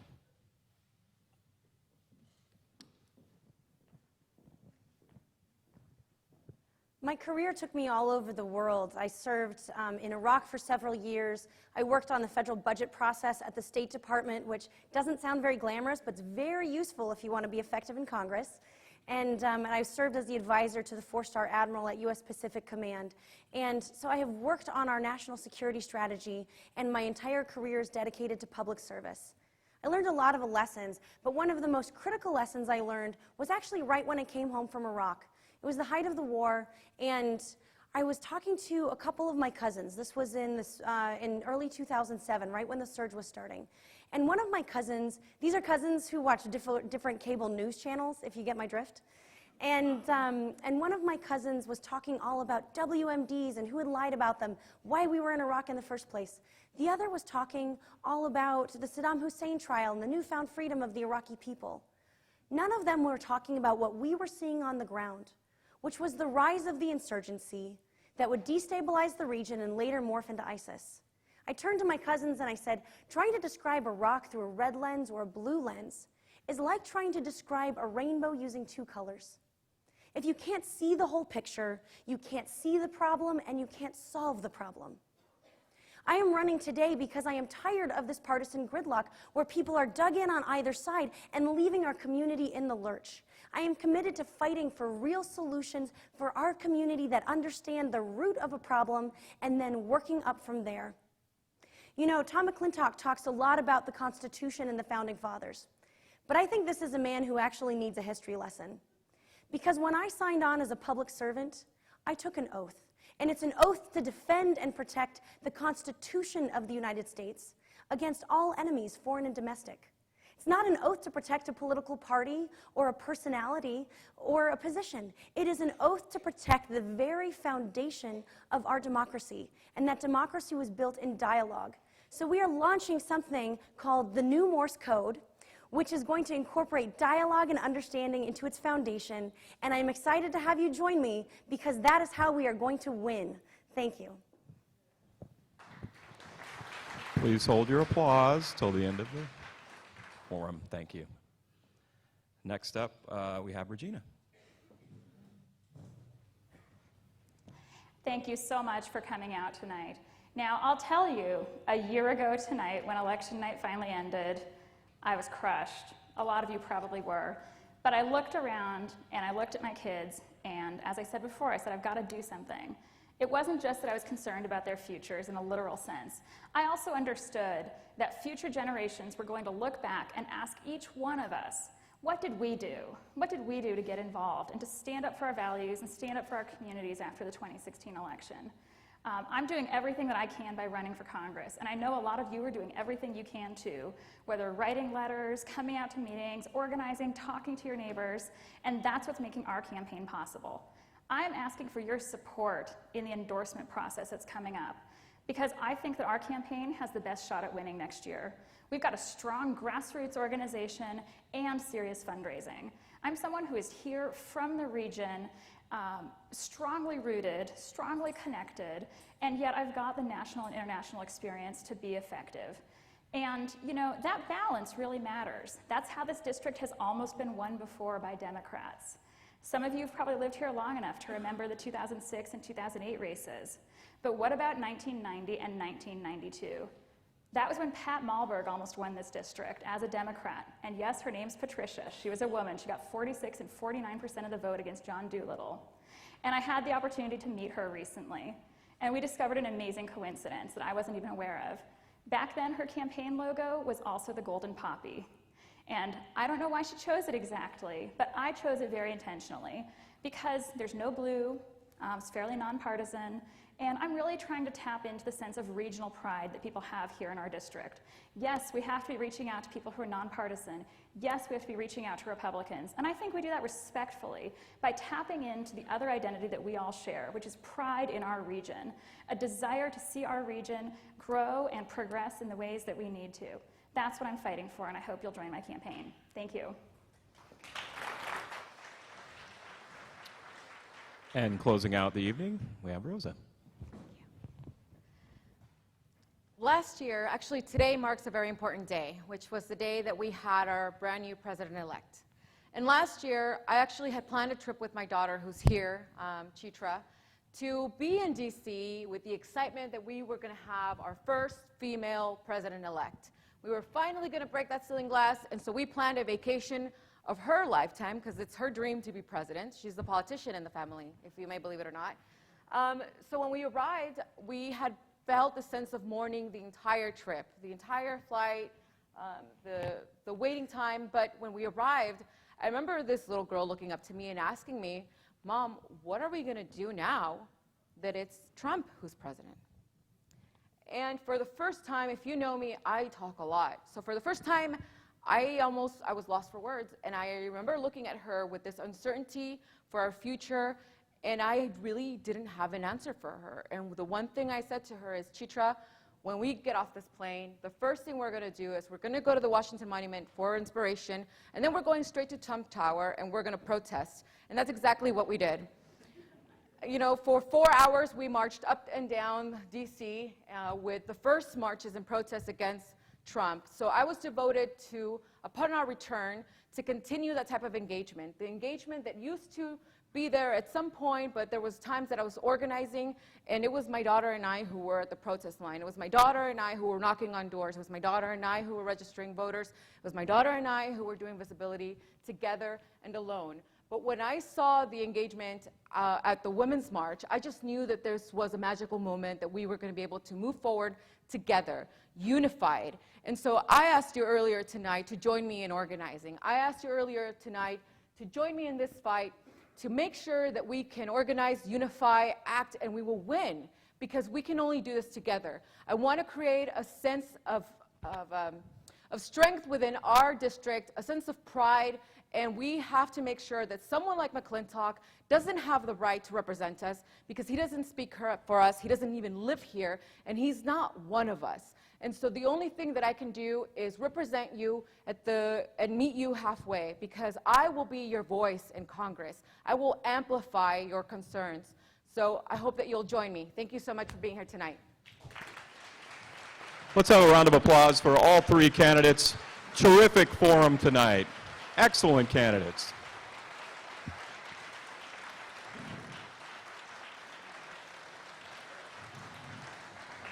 Okay.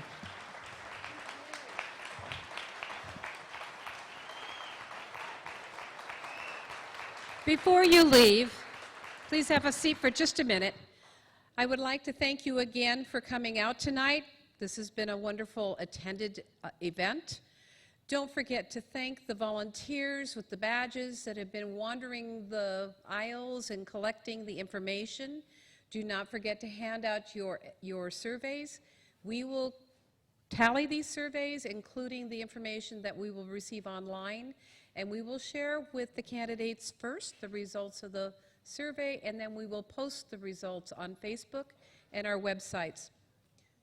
This couldn't have been done without them, and I really want to thank the timekeeper. It was hard trying to find somebody here to do it, but Iko Akers kept him on tune. Thank you. Yeah, thanks to all involved in producing the event, the online portion of the event too, and the Tom Sherry and Shelby Sweeney came here all the way from San Jose and donated their time and equipment to make this happen, and Gary Campbell from Channel 2 locally. Without them, this wouldn't have been online, and I know because of their efforts, the audience of this event was greatly increased.